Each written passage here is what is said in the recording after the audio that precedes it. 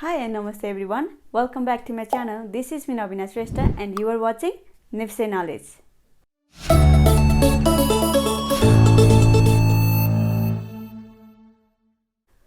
हामीलाई त थाहा नै छ शेयर मार्केटमा हामी दुई तरिकाले पैसा कमाउन सक्छौं। एउटा इन्भेस्ट गरेर र अर्को चाहिँ ट्रेड गरेर। शेयर मार्केटमा हामी बेसिकली इन्भेस्टिङ अर ट्रेडिङ गरेर नै पैसा कमाउँछौं। आजको यस भिडियोमा हामी शेयर मार्केटको इन्भेस्टिङ अनि ट्रेडिङको बारेमा नै लर्न गर्न गइरहेका छौं। त्यसैले हजुरहरुलाई मेरो रिक्वेस्ट के छ भने यो भिडियो चाहिँ एकदमै इम्पोर्टेन्ट भएको कारणले गर्दा हजुरहरुले चाहिँ भिडियोलाई स्किप नगरिकन अन्तिमसम्म हेर्दिनु होला। ओके, आज हामी यस भिडियोमा कभर गर्ने क्वेशनहरुलाई चाहिँ म फर्स्टमा सरर भन्ने छु सो तपाईहरुलाई चाहिँ बुझ्नको लागि अझ सजिलो हुनेछ। हामीले आज कभर गर्ने क्वेशनहरु यस प्रकारका छन्। इन्भेस्टमेन्ट भनेको के हो? इन्भेस्टमेन्ट किन गर्ने त? नेपालमा इन्भेस्टमेन्ट अप्सनहरु के छन् त? ट्रेडिङ भनेको के हो? इन्भेस्टमेन्ट अनि ट्रेडिङमा के डिफरेन्सेसहरु छन् त? र अन्त्यमा एज अ बिगिनर शेयर मार्केटमा हामी इन्भेस्ट गर्ने कि ट्रेड गर्ने भन्ने विषयमा पनि कुरा गर्नेछौं। ओके, अब आजको भिडियोलाई सुरु गरौँ। इन्भेस्टमेन्ट के हो भन्ने क्वेशनबाट। सरल भाषामा भन्नुपर्दा पैसाबाट पैसा कमाउने उद्देश्यले यदि हामी कुनै पनि कुरा खरिद गर्छौं या कुनै पनि कुरामा लगानी गर्छौं भने त्यसलाई नै हामी इन्भेस्टमेन्ट भनेर बुझ्छौं। इन्भेस्टमेन्ट गर्नको लागि पहिला हामीलाई केही पैसाको आवश्यक पर्छ। हामी आफ्नो सानोदेखि ठूलो अमाउन्टको सेभिङ्सलाई युज गरेर इन्भेस्टमेन्ट सुरु गर्न सक्छौं। इन्भेस्टमेन्ट गर्नु भनेको हाम्रो लाइफमा अति आवश्यक कुरा हो। यदि हजुरहरु शेयर मार्केट बाहेक अरु कुनै प्रोफेसन अथवा बिजनेसहरुमा इन्भल्भ हुनुहुन्छ भने पनि सबैमा इन्भेस्टमेन्टको नलेज हुनु अति आवश्यक छ। अब हामी बुझौं इन्भेस्टमेन्ट किन गर्ने त? हजुरहरुले रोबर्ट कियोसाकीको rich dad and poor dad भन्ने बुकलाई त पढ्नुभएकै होला। एकदमै पपुलर बुक हो। त्यो बुकको फर्स्ट च्याप्टरमा नै एउटा एकदमै इन्स्पायरिङ लाइन लेखिएको छ जसमा अथरले लेख्नु भएको छ, The poor and the middle class work for money, the rich have money work for them. एउटा गरिब र मिडल क्लासको मान्छे सधैँ पैसाको लागि काम गर्छ भने धनी मान्छेहरुको चाहिँ पैसाले नै उनीहरुको काम गर्दिरहेको हुन्छ। एक्ज्याक्टली त्यसरी नै हामीले पनि हाम्रो पैसाले हाम्रो लागि काम गर्दियोस् भनेर पनि हामीले इन्भेस्टमेन्ट गर्नुपर्ने हुन्छ। हामी सबैजना प्राय जसो पैसाकै लागि काम गरिरहेको हुन्छौं। कोही डाक्टर हुनुहुन्छ, कोही टिचर हुनुहुन्छ, कोही इन्जिनियर हुनुहुन्छ, कोही आफ्नो बिजनेस आफै रन गरिरहनु भएको छ, कोही सरकारी जागिरे हुनुहुन्छ, कोही विदेशमा गएर काम गरेर पैसा कमाइरहनु भएको छ हैन। जबसम्म हामी काम गर्छौं तबसम्म मात्र हामी पैसा कमाइरहन्छौं। अब सरकारी जागिरीहरु हुनुहुन्छ भने त उहाँहरुको त रिटायरमेन्ट पछि पनि पैसा आइरहन्छ हैन। तर सबैजना सरकारी जागिरे त हुँदैनन्। हामीले कुनै न कुनै टाइममा आफ्नो कामलाई रोक्नु पर्ने हुन्छ। कहिलेकाहीँ इमर्जेन्सी आइपर्छ, कहिले बिरामी पनि परौला। त्यस्तो टाइमको लागि चाहिँ हामीले आफ्नो पैसालाई इन्भेस्ट गरेर राखिरहेको हुनुपर्छ, जसले गर्दा चाहिँ हामीले काम नगर्दाखेरि पनि हामी कुनै टाइममा काम गर्न नसक्दाखेरि पनि हाम्रो पैसाले चाहिँ हाम्रो लागि काम गर्दै। यदि हामीले कतै आफ्नो पैसालाई इन्भेस्ट गरेर राख्छौं भने भोलि त्यस्तै इमर्जेन्सी टाइमहरुमा चाहिँ हामीले त्यो पैसालाई युज गर्न सक्छौं र त्यो पैसाले हामीलाई इन्कम जेनेरेट गराइरहेको पनि हुन्छ। त्यसैले पनि हामीले इन्भेस्टमेन्ट गर्नुपर्छ र त्यसैगरी महँगीलाई जित्नको लागि पनि हामीले इन्भेस्टमेन्ट गर्नुपर्ने हुन्छ। हामी सबैलाई थाहा नै छ नेपालमा इन्फ्लेसन रेट एकदमै हाई छ। अब यस्तो अवस्थामा महँगीलाई जित्नको लागि भए पनि हामीले आफ्नो पैसाहरु चाहिँ इन्भेस्ट गर्नुपर्ने हुन्छ। नेपालमा महँगी कति धेरै छ नि हैन। यो कुरा त हामीहरु सबैजनाले फिल गरि नै राखेको छौं। आँखाले देख्न सक्नेदेखि हातले छुन सक्ने सबै चीजहरुमा चाहिँ महँगी एकदमै बढिरहेको छ। अब यो महँगी सँगसँगै जान अथवा यो महँगीलाई जित्नलाई पनि हामीले इन्भेस्टमेन्ट गर्नुपर्छ। जस्तै हामीले अहिले 3000 मा एक बोरा चामल किनिरहेका छौं भने अबको 1 वर्ष या 2 वर्षपछि त्यो 3000 मा हामीले त्यही सेम चामल किन्न सक्छौं त? सक्दैनौ नि। त्यो सामानको भाउ चाहिँ बढेर एकदमै माथि गइसकेको हुन्छ। त्यसैले हामीसँग भएको सेभिङ्स र हामीसँग भएको पैसाको भ्यालु बढाउनको लागि र त्यसबाट पनि थप इन्कम जेनेरेट गर्नको लागि भए पनि हामीले इन्भेस्टमेन्ट गर्नुपर्छ। त्यसैगरी हामीले ट्याक्स बेनिफिटको लागि पनि इन्भेस्टमेन्ट गर्नुपर्छ। हामीलाई त थाहा नै छ हामीले कमाएको पैसाको पनि हामीले इन्कम ट्याक्स तिर्नुपर्छ। र तपाईलाई थाहा छ हामीले कति इन्कम ट्याक्स तिर्नुपर्छ? एउटा व्यक्तिले यदि वर्षको 5 लाख कमाउँछ भने त्यस व्यक्तिले सरकारलाई 1% को ट्याक्स तिर्नुपर्छ। र त्यसैगरी कुनै पनि व्यक्तिले यदि वर्षको 50 लाख भन्दा बढी इन्कम गर्छ भने उसले सरकारलाई 39% सम्मको ट्याक्स तिर्नुपर्ने हुन्छ। तर त्यही पैसालाई हामी बिजनेसमा इन्भेस्ट गर्छौं भने हामीले जम्मा 25% मात्र ट्याक्स तिर्नुपर्ने हुन्छ। हामीले यदि त्यही पैसालाई शेयर मार्केटमा इन्भेस्ट गर्छौं भने शेयर मार्केटबाट प्रॉफिट गरेर कमाएको पैसाको हामीले जम्मा 5 देखि 7.5% को मात्र ट्याक्स तिर्दा हुन्छ। यसरी नै हामी ट्याक्स बेनिफिट लिनको लागि पनि पैसालाई इन्भेस्ट गर्न सक्छौं। त्यसैगरी हामीले टाइम फ्रीडम र फाइनान्शियल फ्रीडमको लागि पनि इन्भेस्टमेन्ट गर्नुपर्ने हुन्छ। जबसम्म काम गर्छौँ तबसम्म मात्र पैसा कमाउने हो अथवा तबसम्म मात्र हामीसँग पैसा हुन्छ भने हामी सधैँ त्यही ऱ्याट रेसमा नै दौडिरहन्छौँ र लाइफलाई चाहिँ हामीले फुल्ली इन्जोय गर्न नै पाउँदैनौँ।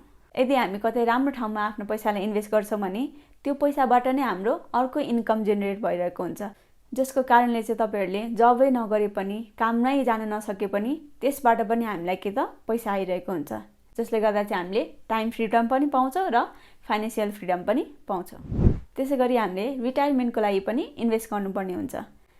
पछि गएर हाम्रो ओल्ड एजमा जब हामी अशक्त हुन्छौँ, काम गर्न सक्दैनौँ होइन, बुढाबुढी भइसकेपछि त्यो बेलाको टाइममा चाहिँ आनन्दले जिउनको लागि चाहिँ हामीलाई पैसाको आवश्यकता पर्छ, राइट? र त्यसको लागि चाहिँ हामीले अहिलेदेखि नै इन्भेस्टमेन्ट सुरु गर्नुपर्छ, जसले गर्दा चाहिँ हामी पछि आफ्नो लाइफलाई आनन्द र सहज रूपमा जिउन सक्छौँ। यो सबै त भयो इन्भेस्टमेन्ट किन गर्नुपर्छ भन्ने रिजनहरू। ओके, अब हामी नेपालमा कुन कुन कुरामा इन्भेस्टमेन्ट गर्न सकिन्छ त्यो कुराहरूलाई पोइन्ट आउट गरौँ। जस्तै गोल्ड, रियल इस्टेट, बिजनेस, ब्याङ्कमा फिक्स डिपोजिट, आफ्नो नजिकको साथीभाइ अथवा फ्यामिली रिलेटिभ्सहरूलाई केही ब्याज दरमा लोन दिने र सेयर मार्केट।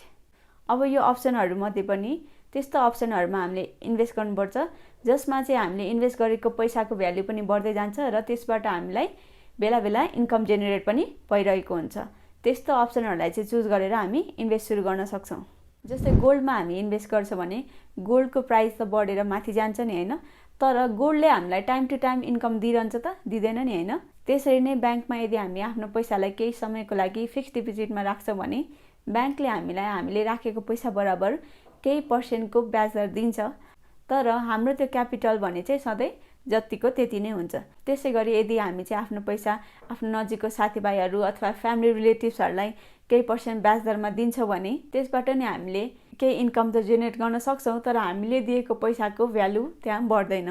र यस्तो केसमा चाहिँ प्रायः के हुन्छ भने पैसा पाइसकेपछि, पैसा लिइसकेपछि चाहिँ रिलेटिभ्स र त्यस्ता केही साथीहरू चाहिँ मिस्टर इन्डिया भइदिनुहुन्छ, न फोन न कल होइन, देखा नै पर्नु हुँदैन।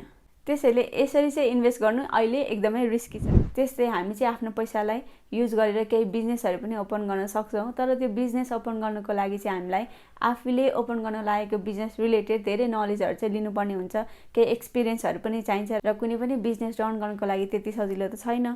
त्यसरी नै अहिले एकदमै हाइपमा आएको बिजनेस चाहिँ के हो त, रियल इस्टेट बिजनेस। मान्छेहरूले चाहिँ घर जग्गाको कारोबार गरेर या घर जग्गामा इन्भेस्ट गरेर पनि एकदमै धेरै पैसा कमाइरहनु भएको छ। तर सबैजनाले घर जग्गामा इन्भेस्ट गर्छु भनेर सक्छौँ त, सक्दैन नि होइन। धेरै जस्तो मान्छेहरू त 15-20 हजारको काम गरेर नेपालमा बसिरहनु भएको छ। अब उहाँहरूले चाहिँ इन्भेस्ट गर्नु पर्यो भने केमा गर्ने त? त्यसको लागि चाहिँ के छ त, हामीसँग सेयर मार्केट छ। सेयर मार्केटमा चाहिँ हामी आफ्नो सानो पैसादेखि ठुलो पैसालाई इन्भेस्ट गर्न सक्छौँ।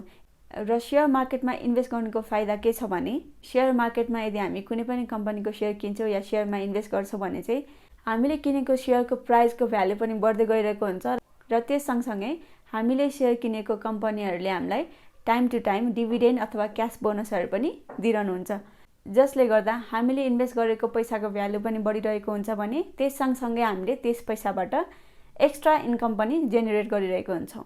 ओके, अब हामी बुझौँ ट्रेडिङ भनेको के हो त। कुनै पनि चिजलाई हामी कम प्राइसमा किनेर आफूले किनेको भन्दा बढी प्राइसमा बेच्छौँ भने त्यसलाई नै हामी ट्रेडिङ भन्छौँ। सामान्य भाषामा ट्रेडिङ भनेको व्यापार हो।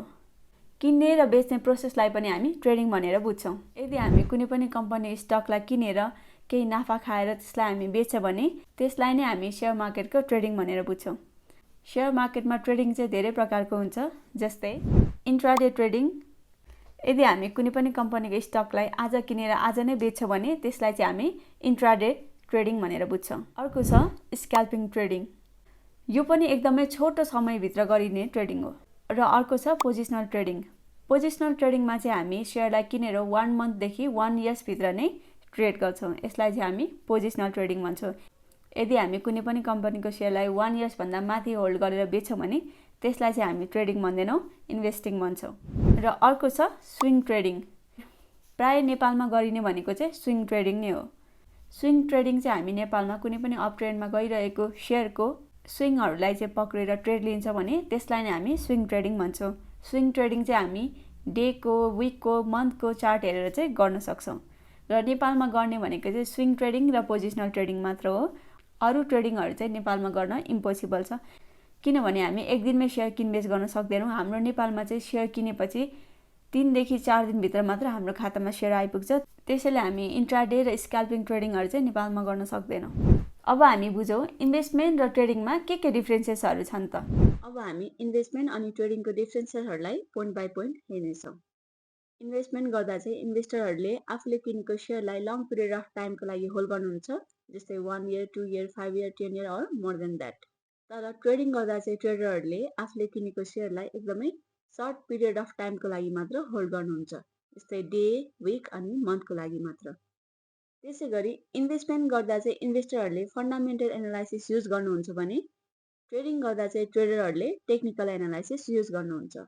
फन्डामेन्टल एनालाइसिसमा इन्भेस्टरहरूले कम्पनीको म्यानेजमेन्ट, कम्पनीको ग्रोथ, कम्पनीको ब्यालेन्स सिट र कम्पनीको प्रिभियस इयरको पर्फर्मेन्सहरूलाई रिड गरेर मात्र त्यस कम्पनीको सेयर किन्नुहुन्छ भने ट्रेडिङ गर्दा चाहिँ ट्रेडरहरूले आफूले किन्न लागेको कम्पनीको चार्ट र त्यसमा पनि इन्डिकेटर्सहरू युज गरेर प्राइस एक्सनहरू हेरेर क्यान्डल स्टिकलाई रिड गरेर भोल्युम, ट्रेन्ड लाइन अनि इलेट वेभ जस्तो एनालाइसिसहरू गरेर मात्र आफ्नो ट्रेड लिनुहुन्छ। त्यसै गरी इन्भेस्टमेन्टमा चाहिँ एकदमै लो रिस्क हुन्छ भने ट्रेडिङमा एकदमै हाई रिस्क हुन्छ।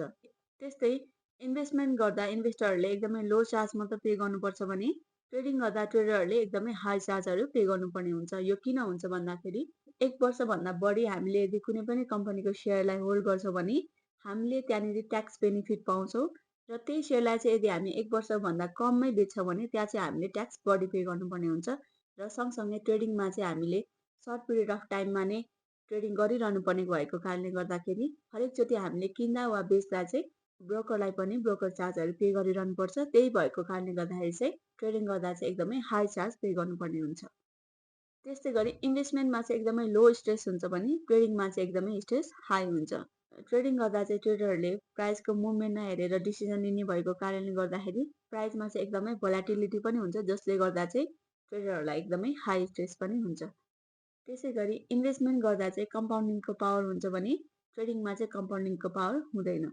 इन्भेस्टमेन्ट गर्दा चाहिँ हामीले कुनै पनि कम्पनीको सेयरलाई किनेर लङ पिरियड अफ टाइमको लागि होल्ड गर्छ भने त्यहाँ चाहिँ हामीलाई त्यस कम्पनीले डिभिडेन्ड अथवा क्यास बोनसहरू दिइरहन्छ, जुन चाहिँ त्यही कम्पाउन्डिङ भएर सेभिङ्स भइरहन्छ। तर ट्रेडिङ गर्दा चाहिँ हामीले कम्पनीको सेयरहरूलाई चाहिँ सर्ट पिरियड अफ टाइममै बेच्नुपर्ने भएको कारणले गर्दा त्यहाँ चाहिँ हामीले कुनै पनि डिभिडेन्ड अथवा क्यास बोनसहरू पाउँदैनौँ, जसले गर्दा चाहिँ ट्रेडिङमा कम्पाउन्डिङ पनि हुँदैन। त्यसै गरी इन्भेस्टमेन्ट गर्दा इन्भेस्टरहरूले आफ्नो पोर्टफोलियोलाई डेली चेक गर्नु पर्दैन भने ट्रेडिङ गर्दा ट्रेडरहरूले आफ्नो पोर्टफोलियोलाई चाहिँ डेली चेक गर्नुहुन्छ।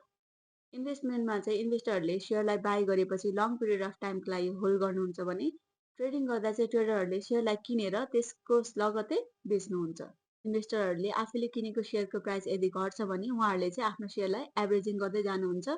जस्तै उहाँहरूले कुनै पनि कम्पनीको सेयर 100 रुपियाँमा किन्नुभएको छ भने त्यसको प्राइस यदि झरेर 95 अथवा 90मा आउँछ भने उहाँहरूले चाहिँ थप सेयर बाई गरेर आफ्नो प्राइसलाई चाहिँ एभरेजिङ गर्नुहुन्छ भने ट्रेडिङ गर्दा चाहिँ ट्रेडरहरूले यदि आफूले किनेको कम्पनीको सेयरको प्राइस घट्छ भने त्यहाँ लगतै स्टप लस गर्नुहुन्छ र आफ्नो सेयरलाई चाहिँ बेचिहाल्नुहुन्छ। अब इन्भेस्टमेन्ट र ट्रेडिङमा के कुरा कमन हुन्छ भने विदाउट डिसिप्लिन एन्ड स्ट्राटेजी हामी न त इन्भेस्टमेन्ट गर्न सक्छौँ न त ट्रेडिङ नै। हामीलाई ट्रेडिङ अथवा इन्भेस्टमेन्ट गर्नको लागि डिसिप्लिन र स्ट्राटेजीको पनि आवश्यक हुन्छ। ओके, अब चाहिँ हामी हाम्रो अन्तिम क्वेसनमा आइसकेका छौँ। एज अ बिगिनर सेयर मार्केटमा हामी इन्भेस्ट गर्ने कि ट्रेड गर्ने त? यो कुराको डिसिजन चाहिँ हजुरहरू आफै लिन सक्नुहुन्छ।